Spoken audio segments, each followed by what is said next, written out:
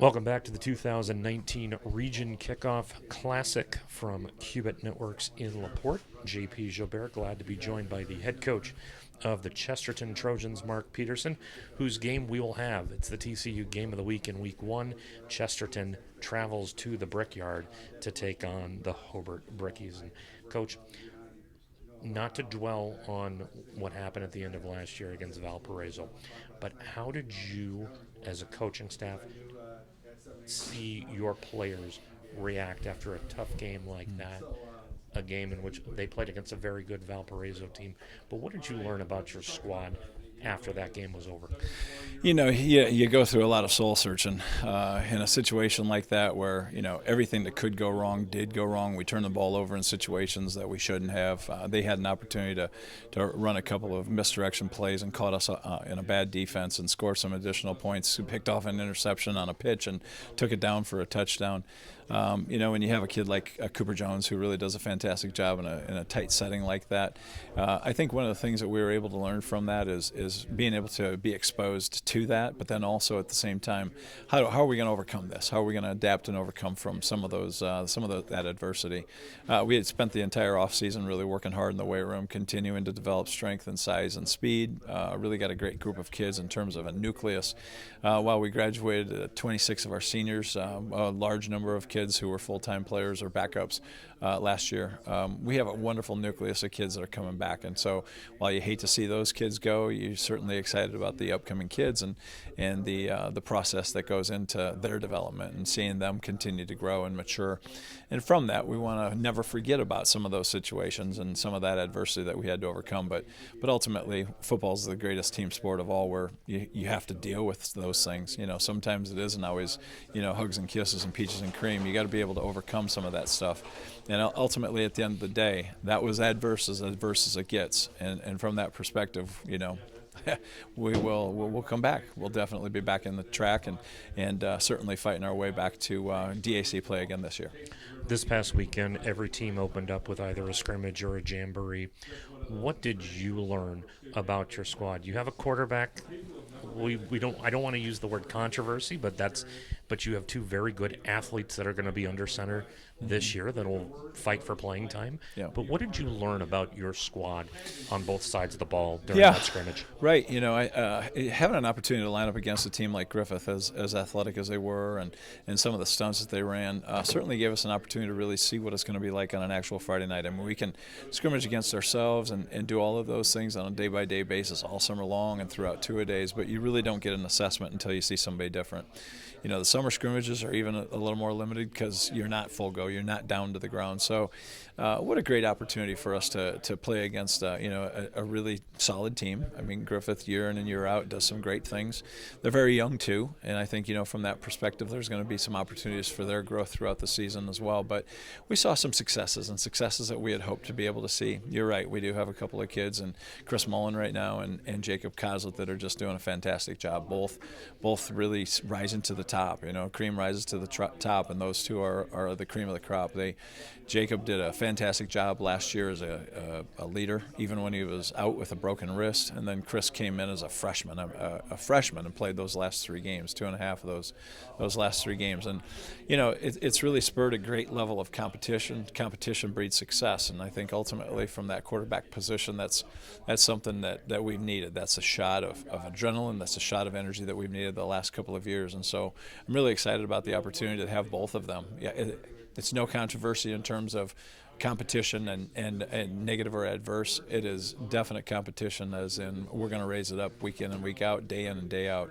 And so I look for some great things out of both of them, and whoever ends up getting the starting nod, I know is going to be very, very respectful of the other young man, and whoever is in that backup role is obviously going to be the best backup, because they both have, not only they're great football players, great individuals, they have great demeanor.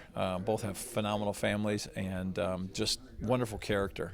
Great integrity and the things that you want as leaders within your program at the quarterback position. Two of your leaders that are coming back for their senior seasons, running back Bryce Pickering, defensive back Kyle McWhorter. What kind of intangibles do they bring to their respective sides of the football? Yeah, I think one of the intangibles for Bryce is his scat back ability. He's got great lateral cuts. He's able to move on a dime.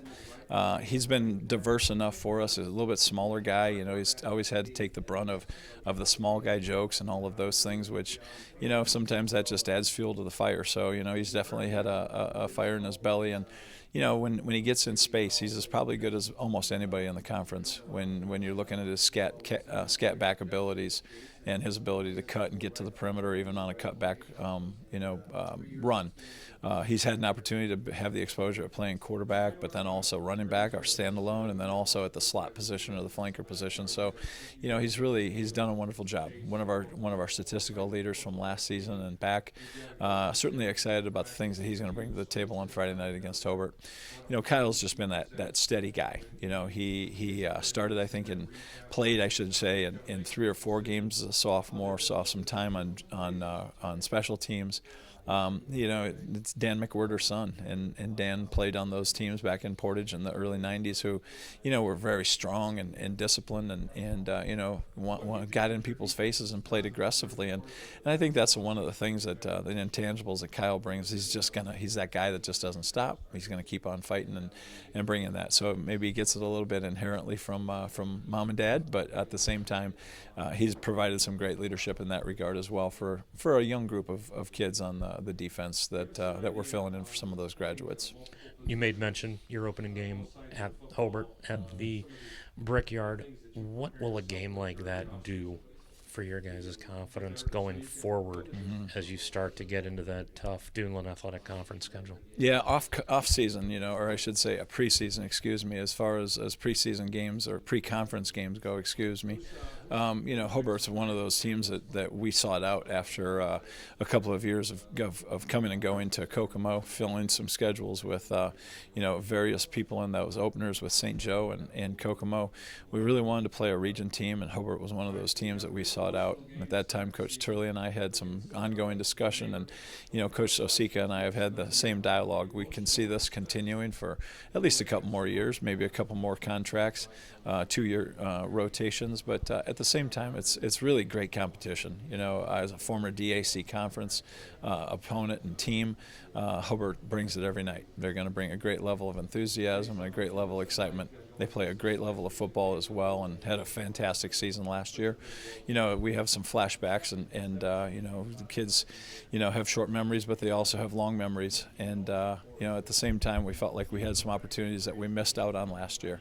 Losing the game by a point down the stretch and missed opportunities within the last 10 to 15 seconds, losing possession of the ball on the 10-yard line was, very frustrating. And so from that perspective, I think we'll have a great focus and really a great preparation for the game on Friday night.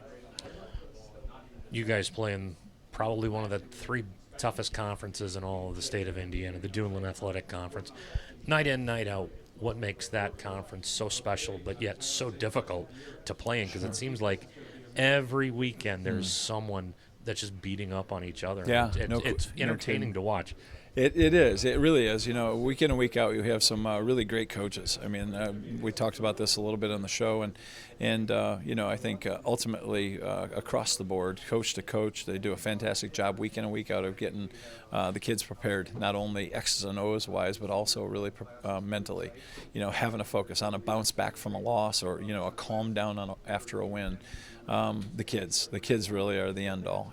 Certainly I give all those coaches props and ultimate respect as well, but at the same time the kids are they're Duneland kids. We're still region kids, and with that comes a little bit of a chip on the shoulder and certainly an edge about you. And these kids have been playing, a lot of them have been playing football for a lot of years, and others are new to it, and those that are new to it pick up on that intensity right away. So I think it's an innate thing within our conference, but then week in and week out we have some great teams ranked almost every year, and between 6A all the way down to really 4A. So from that perspective, it's really very, very positive. 5A, I guess. Best of luck this season. We'll see you Friday night at the Brickyard. I appreciate it very much. We'll